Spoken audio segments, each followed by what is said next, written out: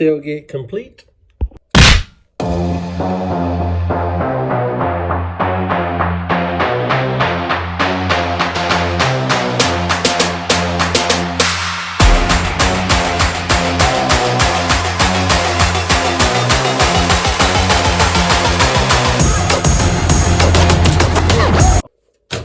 The TRX4 K5 Blazer, well, it's no longer a K5 Blazer, but it is a TRX4. It's undergone a little bit of reassignment surgery.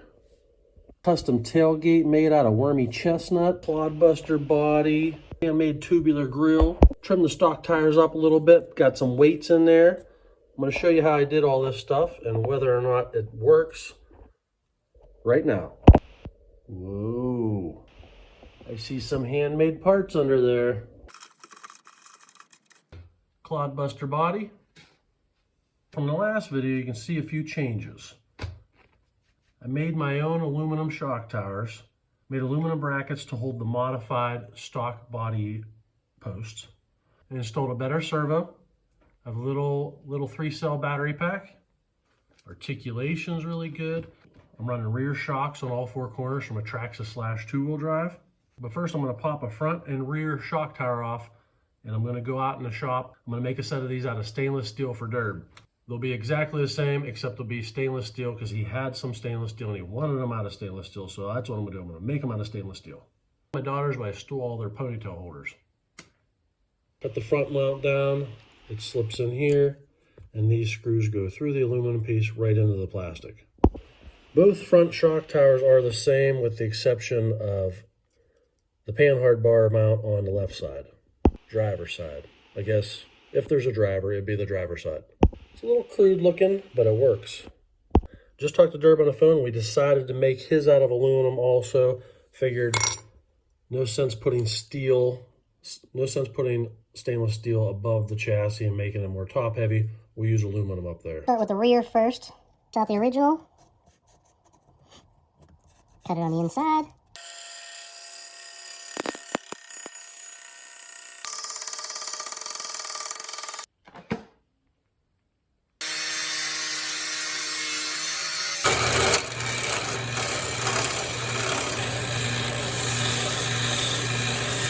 Put a couple bolts through those holes, tighten them up, bolted them together. Now I can drill all the rest of the holes. They'll all be in the same place.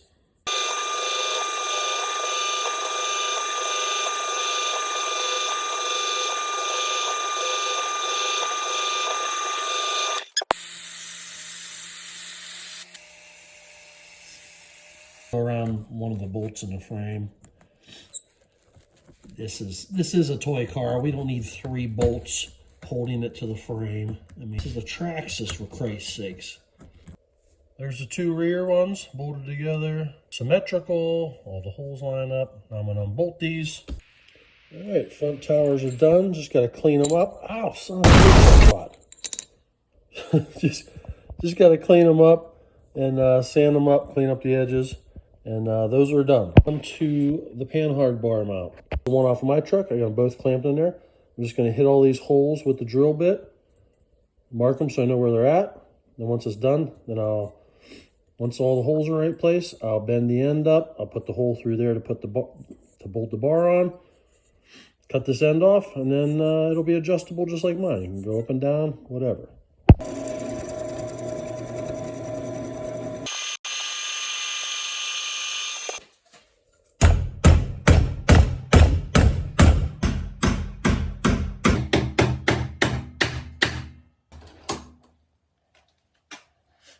Where the hell is it? There it is. I'm just going to cut this off at an angle. Cut this off. Drill the hole. Done.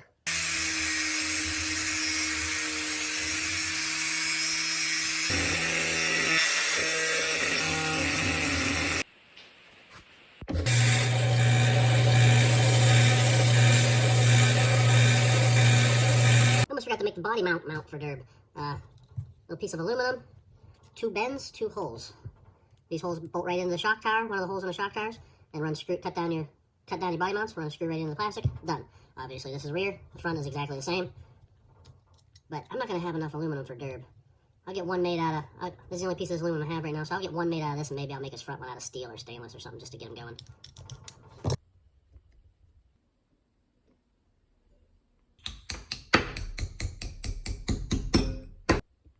Mark your other bend.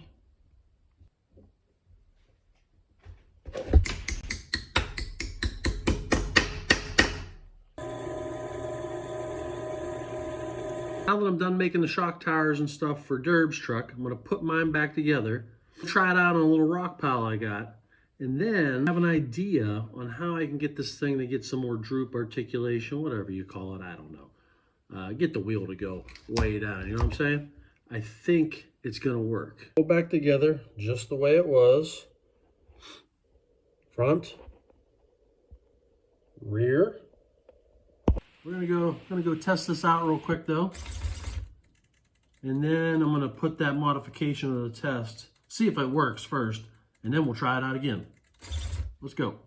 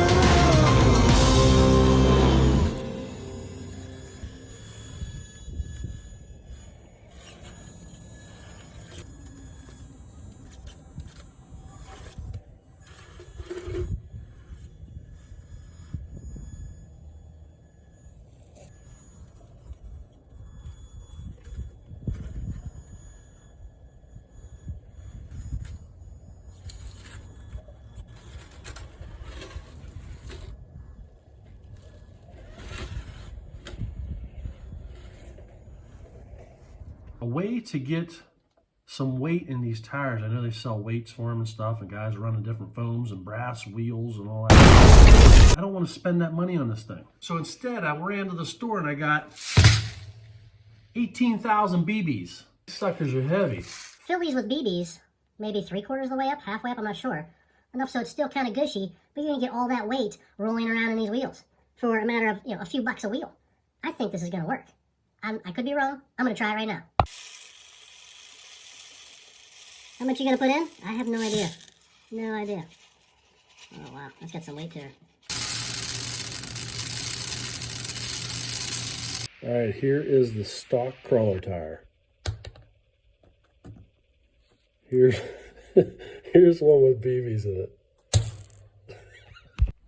Here's a stock one with the foam in it. 3.9 ounces. 3.9 ounces with the stock foam in it. Yep, too heavy for that. Let's take this to the bathroom scale. All right, let's see what this sucker weighs. Whoa, what the hell does that mean? Battery's dead? I had to put both of them on there to get it to register, but god damn it, to register. 4.6 pounds for two.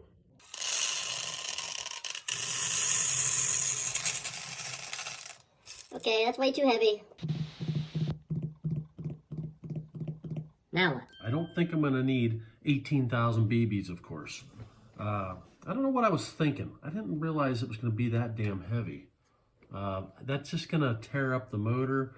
I don't even know if the servo would turn that much weight, so bad idea.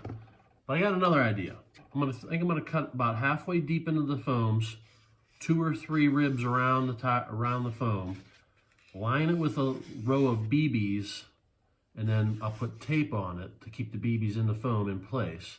That'll add a little weight. It'll still have the foam. It won't be so ridiculously heavy, and it'll basically be almost free. Should be good. It's about halfway down, just like that. A little pinch of BBs. That should work.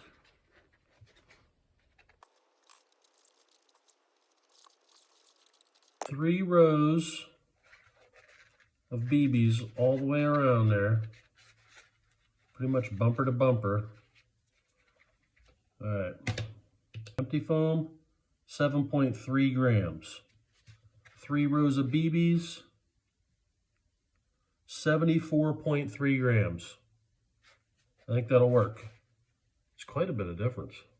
All right, I decided the tape was a really dumb idea. Well, this whole thing's a dumb idea, but instead I'm going to use this Gorilla Clear Grip glue. I'm going to put a little bead of that along each of these, glue that foam back together, and hopefully keep them BBs in place.